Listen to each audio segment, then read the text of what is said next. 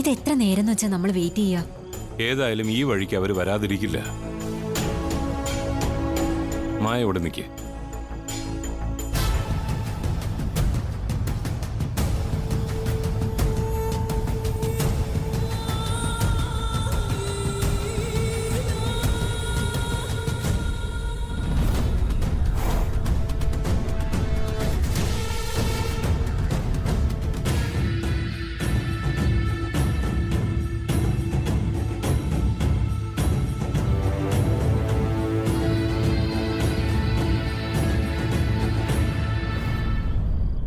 എന്താ ശ്യാമേ? ആ ചരട് കയ്യിൽ നിന്ന് മാറ്റണ്ടായിരുന്നു. അത് വിട്ടേക്ക്.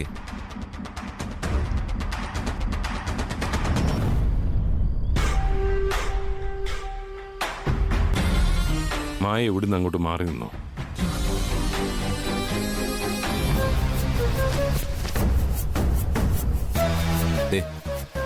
ലോകത്തിലെ ഏറ്റവും വലിയ ശിവലിംഗ പ്രതിഷ്ഠകളിൽ ഒന്നായത്.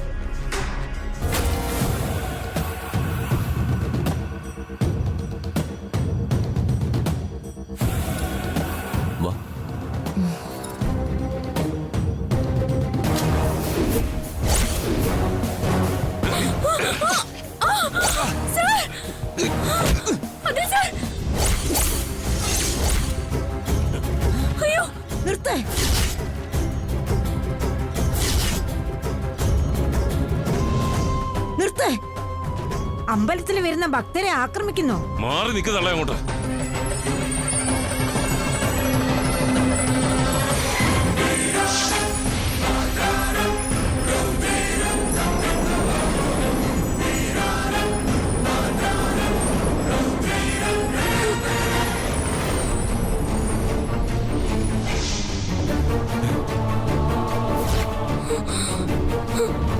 ദുഷ്ടചിന്തകളുമായിട്ട് ഈ അമ്പലത്തിനുള്ളിൽ കടന്നു വന്നവനാ അവൻ. ഒന്നുമില്ല. എന്താ എന്താ ഇവിടെ പ്രശ്നം? ഒന്നുമില്ല സർ, ആ ചരട് മാറ്റരുതെന്ന് ഞാൻ പറഞ്ഞതാ. ഇനിയിപ്പോ അതൊക്കെ പറഞ്ഞിട്ടെന്താ?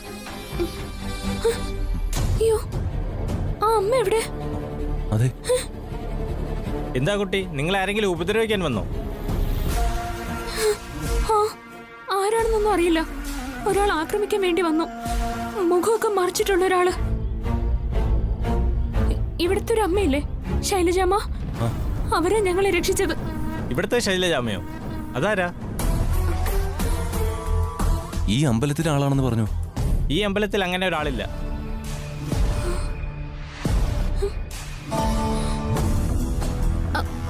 അല്ല, ഒരു പാറൊന്നും പേരുണ്ടെന്ന് പറഞ്ഞു. ഇല്ല, അങ്ങനെ ഒരാളില്ല. അതാരോ വെറുതെ പറഞ്ഞതാ.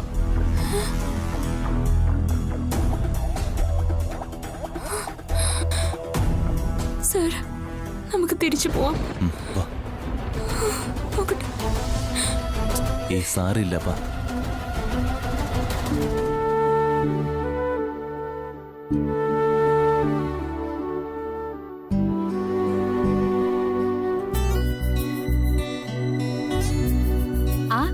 ആനന്ദേട്ടാ, മക്കളെ, ദേ അഖീഷാമേ വന്നു കേട്ടോ. ആഹാ, നിങ്ങൾ എത്തിയോ? പൂജയൊക്കെ നന്നായി ചെയ്യാൻ സാധിച്ചല്ലോ അല്ലേ മോളെ? നന്നായിട്ട് കഴിഞ്ഞു അമ്മേ. യാത്രയൊക്കെ എങ്ങനെ ഉണ്ടായിരുന്നു? സുഖമായിരുന്നു. ഞാൻ വിളിക്കാം. ആ മോളെ, എന്തായാലും പൂജ കഴിഞ്ഞ് വന്നപ്പോ ശുഭവാർത്ത തന്നെ പറയാം. ഒന്ന്, മോൾ അപ്രൂവ് ചെയ്ത പാക്കറ്റുകളിലായിരിക്കും ഇനി നമ്മുടെ പ്രോഡക്റ്റ് ഫിൽ ചെയ്യാൻ പോകുന്നത്. ആണോ? ജഗനങ്ങളുടെ കയ്യിൽ നിന്ന് രക്ഷപ്പെട്ട് വന്നേക്കോ. അതുപോലെ അന്ന് പാചക മത്സരത്തില് മോളുണ്ടാക്കിയ റെസിപ്പി ഉണ്ടല്ലോ, അതിന്റെ ചേരുവ ശ്യാമ സ്പൈസസ് എന്ന പേരിൽ മാർക്കറ്റിൽ ഇറങ്ങും.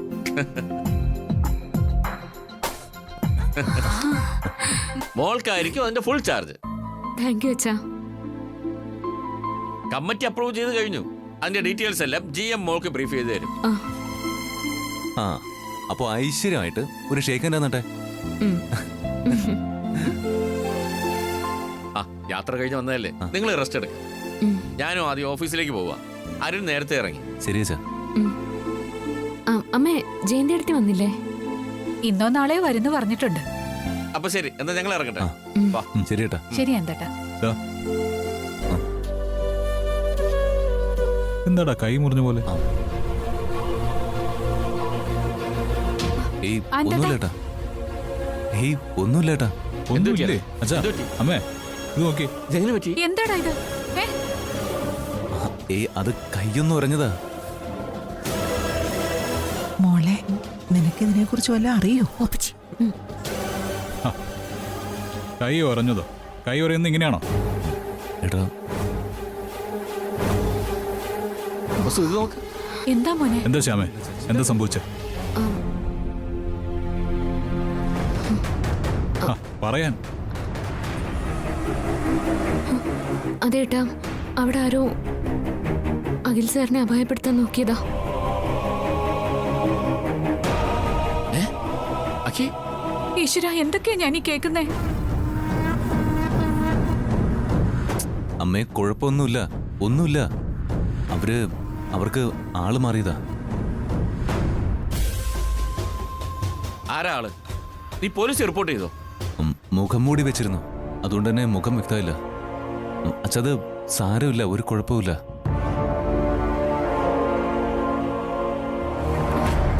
നിനക്ക് ആരാ മോനെ ശത്രുക്കള്? എന്താ ഇങ്ങനെയൊക്കെ? അമ്മ വിഷമിക്കണ്ട. അഖിൽ സാർ പറഞ്ഞ പോലെ ആള് മാറി സംഭവിച്ചതായിരിക്കും. എല്ലാം കഴിഞ്ഞല്ലോ. അച്ഛാ ഏട്ടാ, നിങ്ങൾ പോയിക്കോ. ഓഫീസിലെത്താൻ ടൈമായില്ലേ, പോയിട്ട് വാ. അച്ഛാ, ഏട്ടാ ഒരു മിനിറ്റ്.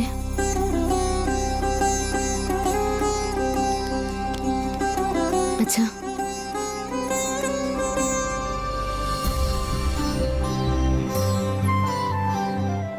ഏട്ടാ,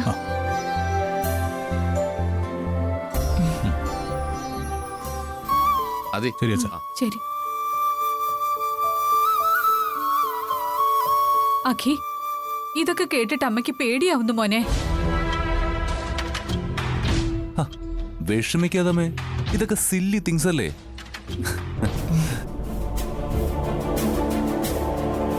ഒന്നുമില്ല, അവർക്ക് ആള് മാറിയതാ, ഞാൻ പറഞ്ഞില്ലേ. ഐശ്വര്യടുത്തി, ദാ പ്രസാദം. എന്നെ ഇവിടെ സംശയിക്കാൻ പാടില്ല. സ്നേഹത്തോടൊക്കെ നിൽക്കാം. ചെങ്കൽ ക്ഷേത്രത്തിലെ പ്രസാദം ഇടാൻ പറ്റാന്ന് വെച്ചാ അതൊരു ഭാഗ്യോ. ഇട്ടോളൂ ശ്യാമേ. എന്തായാലും എഴുതി, ആക്രമിക്കാൻ വന്നത് ആരായാലും അയാൾക്ക് ശരിക്ക് കിട്ടിയിട്ടുണ്ട്. ആണോ? അല്ല, അത് കേട്ടപ്പോ എടുത്തി എന്തിനാ ഞെട്ടുന്നേ? എടുത്തിടെ ഞെട്ടല് കണ്ടാ തോന്നും എടുത്തിക്ക് അറിയാവുന്ന ആരാണ് വന്നതെന്ന്. ഞാൻ ഞെട്ടിയൊന്നുമില്ല. ഓ അവർക്കിട്ട് അടി കിട്ടിയെന്ന് കേട്ടപ്പോ സന്തോഷം കൊണ്ട് ഞെട്ടിയതാ. ശരി മോളെ, ഞാൻ ഈ പ്രസാദം പൂജാമുറിയിൽ വെച്ചിട്ട് വരാം. ശരി അമ്മ.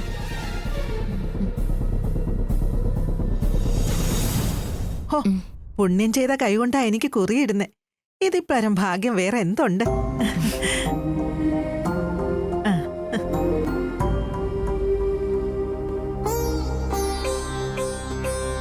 എടുത്തി, ഇതേ ചെങ്കൽ ക്ഷേത്രത്തിലെ പ്രസാദ. അയ്യോ, ഈ പ്രസാദം നിന്റെ കൈകൊണ്ട് എന്റെ നെറ്റിയിലിടരുത്. കൊണ്ടുപോ. എന്താ എടുത്തി, ഇവളൊരു പാവമല്ലേ, ആർക്കും ഒരു ദ്രോഹം ചെയ്യാത്തൊരു പാവം. അഖിയോട് ഞാനൊന്ന് സംസാരിച്ചിട്ടില്ല. എടുത്തി അതല്ല, ശ്യാമ ഇപ്പൊ എന്ത് ചെയ്തു?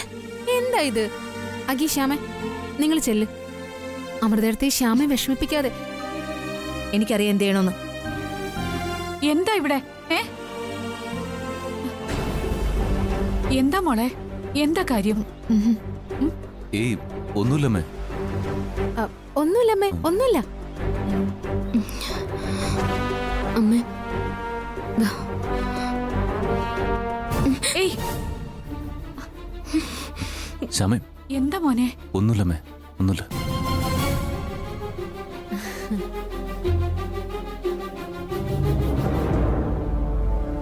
അവര് തമ്മിൽ എന്താ സംസാരിച്ചേ? യാത്രയെ കുറിച്ച് എന്തോ സംസാരിച്ചു, അത്രേ ഉള്ളൂ.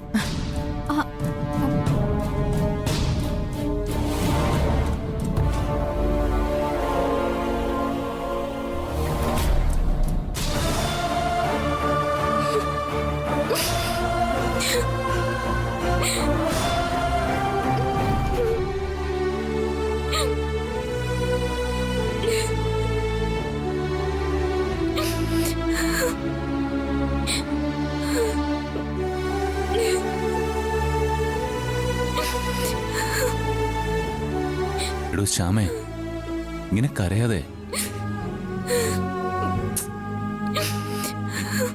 നമ്മൾ അമ്പലത്തിലെ പൂജയൊക്കെ കഴിഞ്ഞ് സന്തോഷത്തോടെ കയറി വന്നതല്ലേ ഉള്ളൂ. ആ, കരയാതെ ശ്യാമേ. എന്തിനാ അമൃതയെടുത്ത് ഇങ്ങനെ ദേഷ്യം കാണിക്കുന്നേ? എന്തോ ഒരു തെറ്റിദ്ധാരണ ഉണ്ടായിട്ടുണ്ട്. അതെന്താണെന്ന് നമുക്ക് കണ്ടുപിടിക്കാം.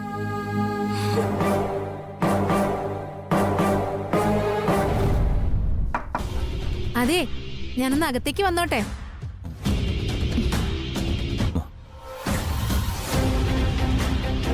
ആ, ശ്യാമേ, എന്താ നീയും അമൃതേടത്തിയും തമ്മിൽ പ്രശ്നം?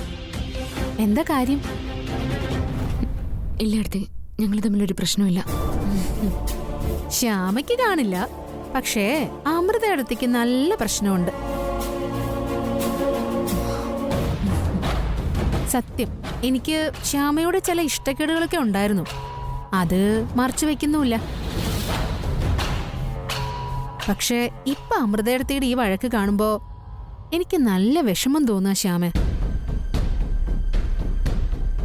ഒരു കാര്യം കൂടി ഞാൻ പറയാം. നിങ്ങളുടെ കല്യാണത്തിന് ഒരു തടസ്സം തന്നെ ഉണ്ടായേക്കാം.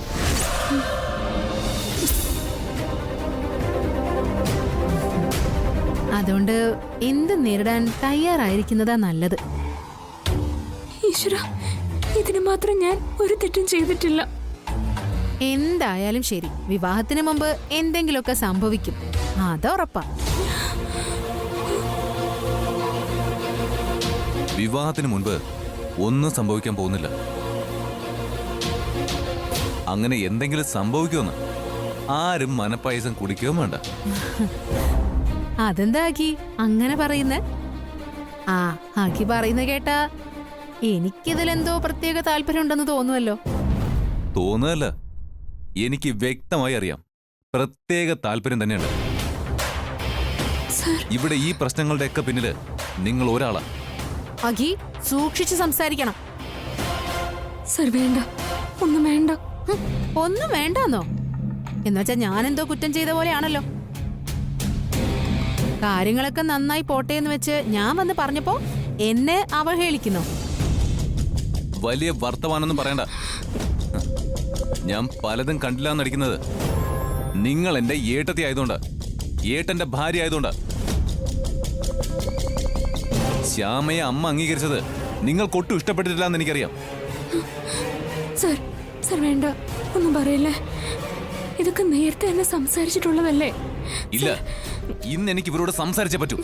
ഇതുവരെ വേണ്ട വേണ്ടെന്ന് കരുതി ഉള്ളി വെച്ചിരുന്നതാ ഞാൻ. നിങ്ങൾ വിഷവാ.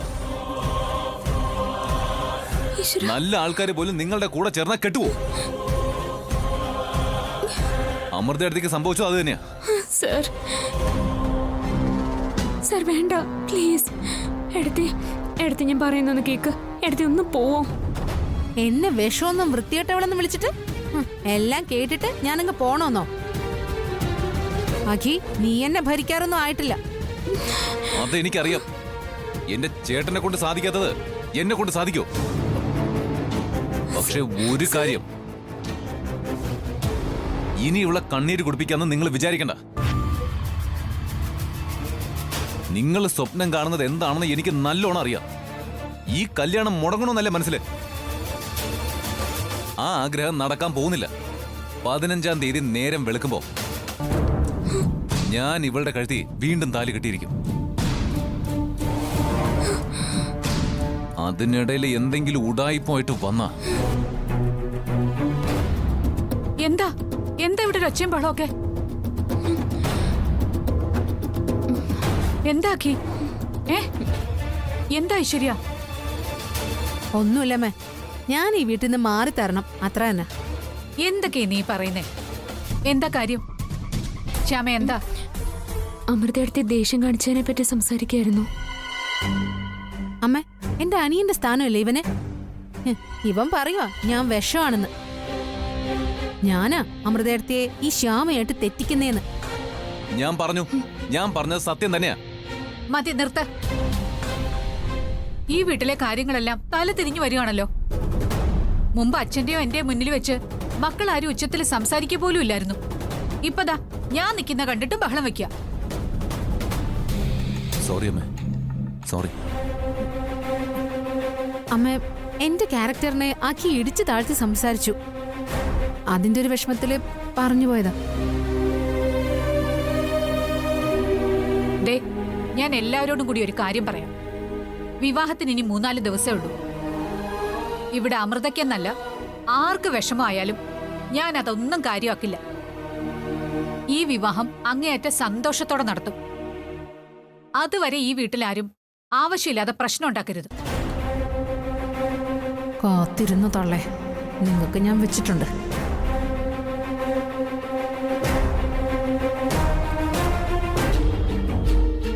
ദേ, ഞാൻ പറഞ്ഞത് കേട്ടല്ലോ.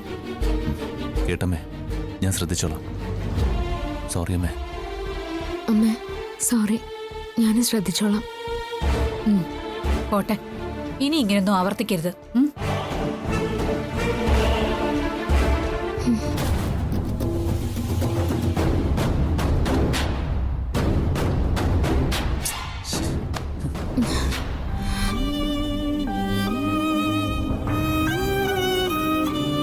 സർ, എനിക്കെന്തോ ഒരു പേടി തോന്നുക.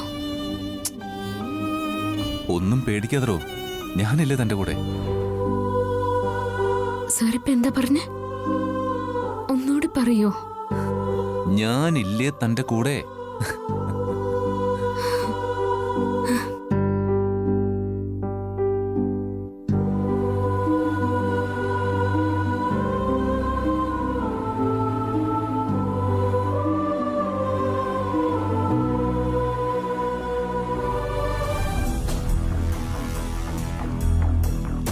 അങ്കിൾ, നാളെ വിവാഹമാണ്. എങ്ങനെയെങ്കിലും ഈ കല്യാണം മുടക്കിയേ പറ്റൂ.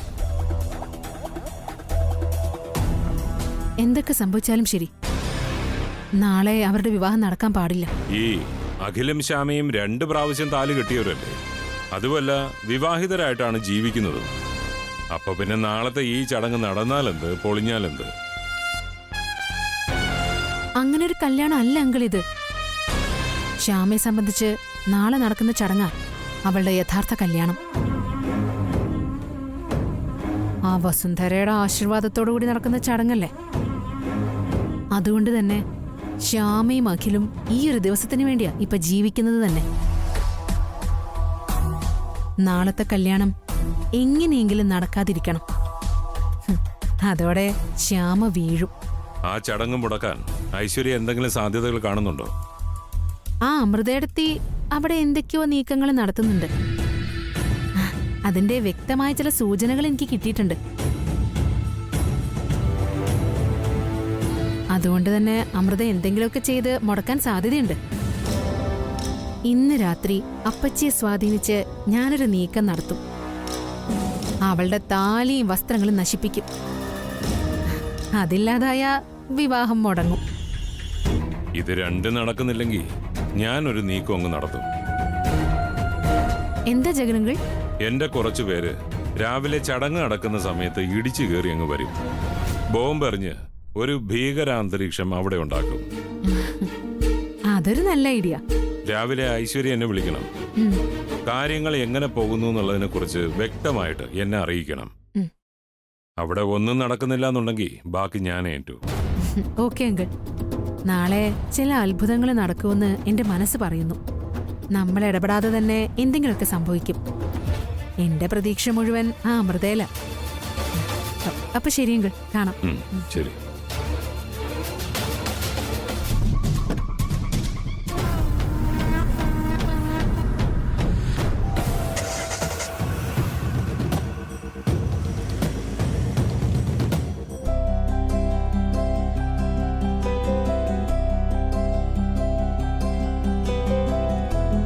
കാര്യങ്ങൾ നമ്മൾ പ്ലാൻ ചെയ്ത രീതിയിൽ തന്നെ വർക്കൗട്ടായി കഴിഞ്ഞു.